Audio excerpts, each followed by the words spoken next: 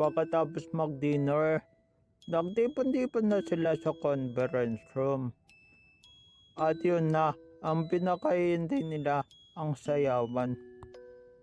Unang isinayaw niya si Miguel.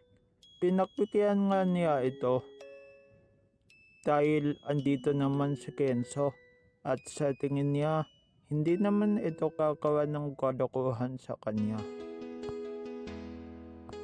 Sumunod nga na isinayaw niya ang kanyang best friend na si Nika. Ang last dance nga niya ang boyfriend niyang si Kenzo. Habang nasayaw sila, pinag-uusapan nila ang kukunin nilang kurso sa kolehiyo. Sweetie, anong kurso ang kukunin mo? Sweetie, criminology ako diva bakit ay ka ba? Nursing, sweetie, malalayo ka na pala sakin. Uga. Ipiro yan mo gagawa ako ng peran para magkaroon.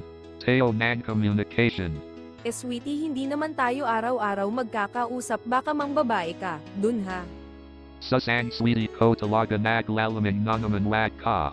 Mag-alalay ka lang walay ba at pangarap ko. Noon papilis sides pa nakatapos ako papakasal tayo kay cute. Mo talaga. Sabi mo yan ha, hihintayin kita, I love you, sweetie. Promise I ka lang I love you too sweetie.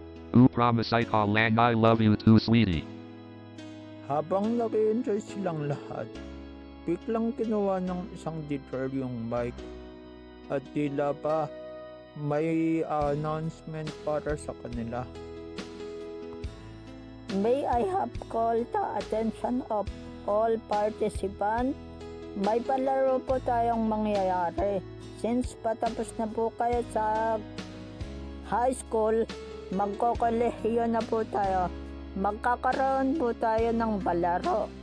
Tinatawag po itong Kissing in the Night. Papatayin po natin ang ilaw at dun po kayo maghanap ng mahahalikan. But wala po ditong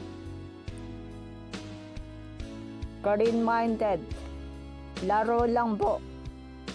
Okay?